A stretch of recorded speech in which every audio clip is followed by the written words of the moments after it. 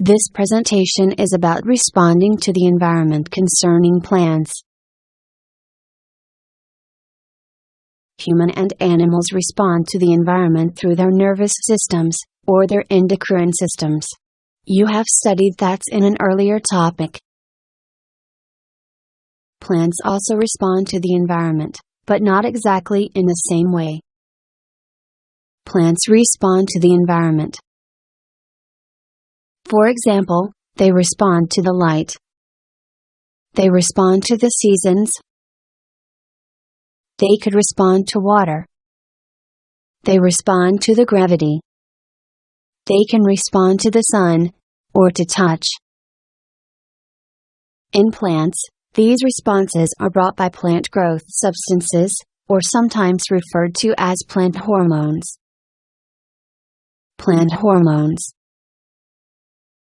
They refer to a group of chemicals messengers. The first is referred to as auxins. Auxins are chemical messengers produced at the tips of stems and tips of roots. Here they promote cell division and cell elongation. They stimulate flowering in plants. They stimulate fruit production.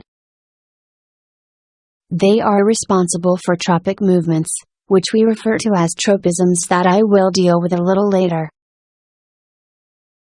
Auxins are also responsible for apical dominance.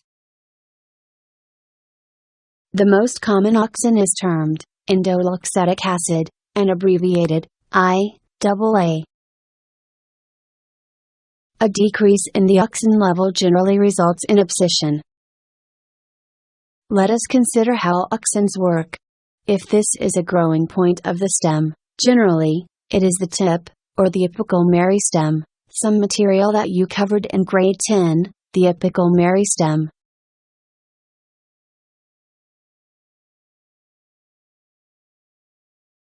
Or growth point, and if auxin is present here, they would then promote cell division and make more cells, as indicated by these tiny blocks. Or they are responsible for cell elongation, which then increases the length. In both ways we are promoting growth. This explains how stems get longer.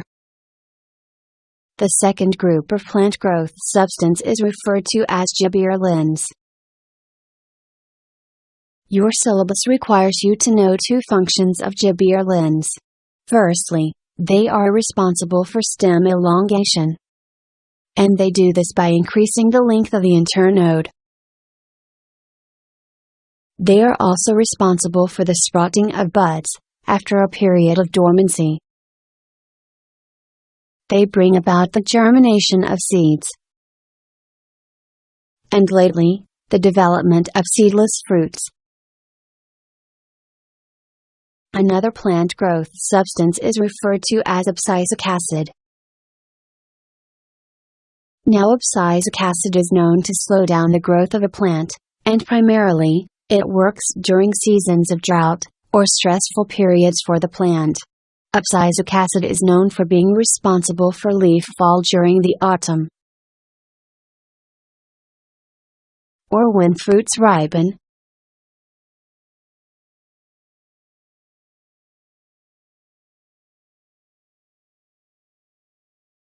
They simply fall off the tree.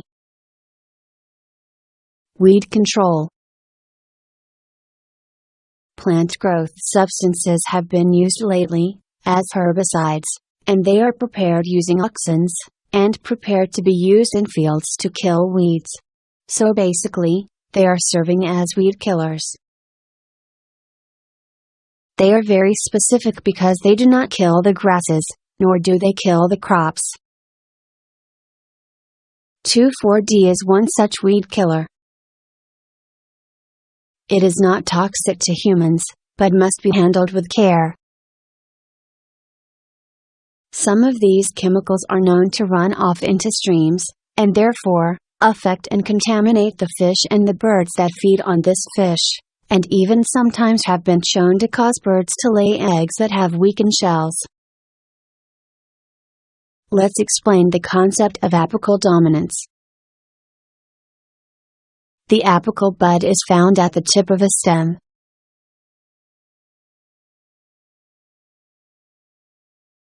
As long as the apical bud is present, the plant will grow taller.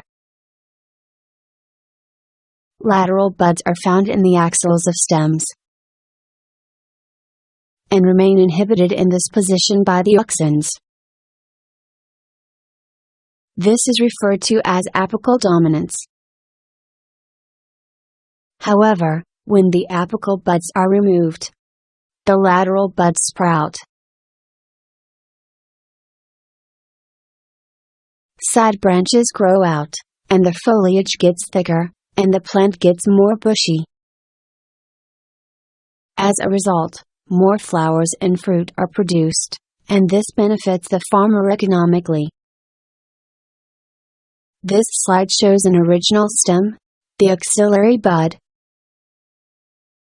and this bud then sprouting when the auxins have exerted, or the auxins have been removed from controlling the expression of these buds.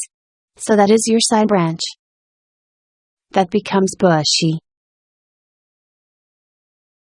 When the controlling effect of the apical bud that's no longer exist,